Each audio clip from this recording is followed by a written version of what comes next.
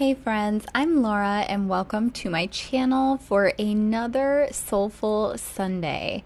Soulful Sundays are where I do some Bible journaling and I share that with you. Just a little bit of chicken noodle soup for the soul in a crafty version.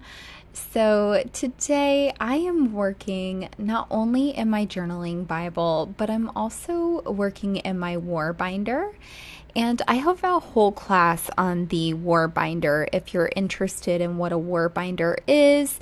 It's essentially a book or a journal where you collect a lot of your spiritual things, your spiritual journey, the verses that mean the most to you, your little spiritual reminders, the things you've learned in devotionals. It's just a place where you can essentially, I think that the term came from the idea that when the enemy goes to war with you, you have your war room, and that's where you go to work on your own defense strategy and, where you figure out how to be resilient and survive that and win that war. It's obviously meant in a different context when used that way, but it has been used in the Christian space to kind of reference what we do with our spiritual learning and how that can be collected in a particular place that we can visit and revisit and utilize in order to become a lot more spiritually sound when we are challenged in different life circumstances. So I've got a traveler's notebook here that I use for my war binder, and I have a whole class on the war binder. If you want to see how this one came together, how I created it, it's a really fun class. I show lots of Bible journaling layouts and the war binder journaling layouts in the class. I also show you how I create all of these inserts from different patterned papers and vellums and all kinds of fun stuff. So it is a really fun thing to do, combining your spiritual journey with your paper crafting. If you're a person who loves crafting, for me, this was just a way to deepen my spiritual journey, because instead of reading some verses and then, sitting with it and then moving on with my day, I decided to really dive deeper into it. So I would find verses and then I would look up devotionals on that verse, and then I would do some journaling and figure out how it applies to my life and what did I want to do with that information moving forward. What did I feel like God was telling me? And then I also did crafting with it too. So I would do an insert in my journaling Bible or my war binder, and then I would spend 30 minutes to an hour and a half focused on that scripture or that lesson for that day.